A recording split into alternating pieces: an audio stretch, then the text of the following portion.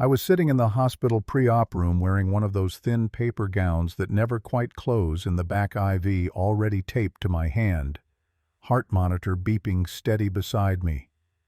90 minutes away from open heart surgery. 90 minutes between me and the knife that could save or end my life. My wife Rachel was holding my hand, whispering that everything would be okay. And that's when she walked in, the woman who demanded I give up my life-saving surgery so she could get Botox for her wrinkles. It sounds unreal, I know, but every word of this actually happened. 3 months before that day, I started getting short of breath climbing the stairs. Chest tightness, dizziness pounding in my ears. I thought it was stress. Turned out it was a failing aortic valve, basically the main door of my heart, refusing to close. My cardiologist looked me dead in the eye and said, "Without surgery, you have maybe 6 months." So yeah, I was scared. But I was also ready. Ready to see my kids grow up. Ready to live. Metropolitan Cardiac Center was one of the best hospitals in the region. They'd scheduled me for an 8-hour surgery with Dr. Patel, one of the top cardiac surgeons in the country. The prep room was quiet, just the hum of machines and low voices of nurses reviewing paperwork. My heart was pounding, but Rachel squeezed my hand, reminding me to breathe. It was 12:30 p.m. My surgery was set for 2. And that's when the doors swung open and chaos in high heels and electric blue shoulder pads stormed in. She looked like she'd stepped out of a bad 80s movie. Electric blue power suit, teased black hair that defied gravity, rhinestone glasses that glittered like disco balls. And the attitude nuclear. She marched up to the registration desk, slammed her manicured hand down, and practically shouted, "I need to speak to whoever's in charge. I've been waiting 45 minutes for my appointment, and this is unacceptable." The poor clerk, a young woman named Maria, blinked in confusion. "Ma'am, what appointment are you here for?" The woman huffed like she'd been asked to recite the alphabet. "My dermatology appointment. I'm here to see Dr. Sanders about my wrinkles. I was supposed to be seen at noon." Maria glanced at the computer, then said gently, "Ma'am, dermatology is on the 3rd floor. This is the cardiac surgery pre-op area." Now, any normal person would have said, "Oh, my mistake," and left. But this was no normal person. This was a full-blown Karen, real name, I later learned, Vivian Kensington.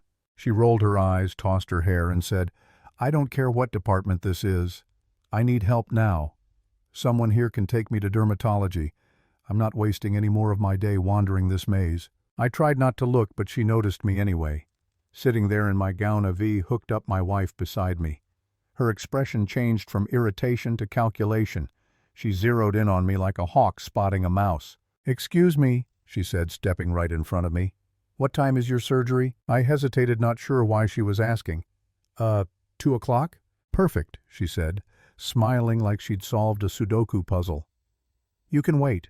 If you postpone your surgery for later today or tomorrow, the staff can help me instead." I blinked. "I'm sorry, what?" She nodded, serious as a judge. "You heard me. Clearly the hospital's disorganized. If you reschedule, that frees up resources to help other patients. It's the logical thing to do." Rachel stood up so fast her chair nearly fell over. "You want my husband to delay his heart surgery so you can get a wrinkle consultation?" Karen gave a dismissive little wave. "Oh, don't be dramatic. Heart surgeries happen all the time. 1 more hour won't matter. But I have a meeting this afternoon. I can't be late." My heart monitor started beeping faster. I could feel my pulse spike. Rachel turned to the nurse's station and called out, "Can we get someone here, please? This woman is harassing my husband." A nurse named Susan came over. Calm, professional, probably seen it all before. "Ma'am," she said to Karen, "this patient is scheduled for emergency cardiac surgery. We can't delay it. I can call dermatology for you if you'd like." But Karen turned on the charm like a switch. "Oh, thank goodness, I'm so lost. I just asked this nice man if he could reschedule since he's waiting around anyway and his wife got so hostile." Susan looked at me, gown of 4 monitor, and then back at her. "Ma'am," she said, voice firm, "now you need to step away from this patient immediately." Karen's smile evaporated. "I have rights as a patient. I've been waiting 45 minutes and I'm not leaving until I'm helped. If this man's surgery is optional, then I'm next." Optional. That word hit like a punch. "This isn't optional," I said quietly. "If my valve ruptures, I die." You're asking me to risk my life so you can get Botox." She actually laughed. "Everyone thinks their little problem is the most important. I had a horrible cold last year. I know medical emergencies when I see them. But you look fine to me." The room went dead silent. Every patient, every nurse, everyone just stared at her. Rachel was trembling with rage. "He could die any second," she said, voice cracking. "You're comparing that to a cold?" Karen crossed her arms. "If it's so serious, maybe he shouldn't be sitting out here. Maybe this hospital should have better policies. Either way, I'm not moving until I get service." That was the moment Maria, the clerk, picked up the phone. She didn't say a word, just made one call. 2 minutes later, a woman in a navy blazer strode in with the kind of authority that silences a room. Dr. Margaret Chen, hospital administrator. Calm face, sharp eyes, the kind of presence that could stop a riot. She took one look around me, hooked to monitors. Rachel angry and protective. Karen defiant and loud, nurses on edge. "Someone tell me what's happening here," she said evenly. Karen pounced. "Yes, I will. I'm being discriminated against. I've been ignored and humiliated while these people refuse to help me." Maria spoke up softly. "Dr. Chen." This woman entered the pre-op area by mistake and demanded a cardiac patient postpone his surgery. Dr. Chen turned to me. "Is that true?" I nodded weakly. She wanted me to reschedule so she could get a cosmetic consultation. Dr. Chen's face didn't change, but her tone did. "Ma'am, this is a surgical area. You are in violation of hospital protocol. You need to leave immediately." Karen scoffed. "You can't throw me out. I'm a patient. I have rights." "Your rights," Dr. Chen said, "end where another patient's safety begins." Karen's jaw dropped. "I'll file a complaint. You'll regret this." Dr. Chen didn't even flinch. "Security to pre-op, please." 2 uniformed guards appeared within seconds. Calm, polite, unmovable. One said, "Ma'am, please come with us." Karen sputtered, clutching her designer bag. "This is outrageous." As they escorted her toward the hallway, a few people in the waiting area actually clapped quietly. Not mocking, just relieved. When she was finally gone, I realized my hands were shaking. My heart rate monitor still screamed, and for a moment I closed my eyes, trying to steady myself. I remember whispering to Rachel, "Maybe she's right. Maybe I'm overreacting. Maybe I shouldn't make a scene." Rachel turned to me, tears in her eyes. "No. You're fighting for your life, Danny. You're not the problem, she is." And that broke something open inside me. That quiet doubt, that little voice telling me to stay small, to stay polite. It vanished.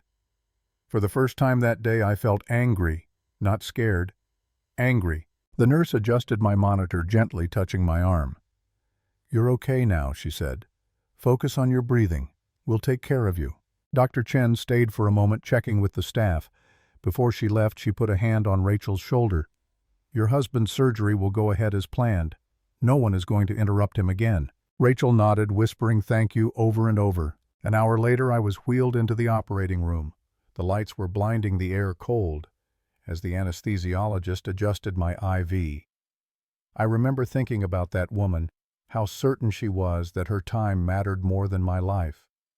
And in that strange, half-conscious moment before the world faded, I thought, people like her only win when the rest of us stay quiet. When I woke up, I was in recovery, alive. My chest felt like I'd been kicked by a horse, but the monitor was steady. Rachel was there, eyes red but smiling. I survived. A few days later, one of the nurses told me what happened after I went under. Karen had actually filed a complaint against the hospital, claimed she was verbally attacked and discriminated against. The administration reviewed security footage and staff reports. Every single witness backed up the truth. Her complaint was thrown out. She was banned from the restricted areas of the hospital and flagged as a disruptive patient. I remember laughing quietly, painfully, but laughing. Karma didn't just show up that day. It showed up with witnesses and paperwork. And you know what? That moment taught me something I won't forget. There are people in this world who think power means getting your way. But real strength, it's staying calm, standing firm, and refusing to let someone else decide your worth, because no one's vanity is worth another person's heartbeat.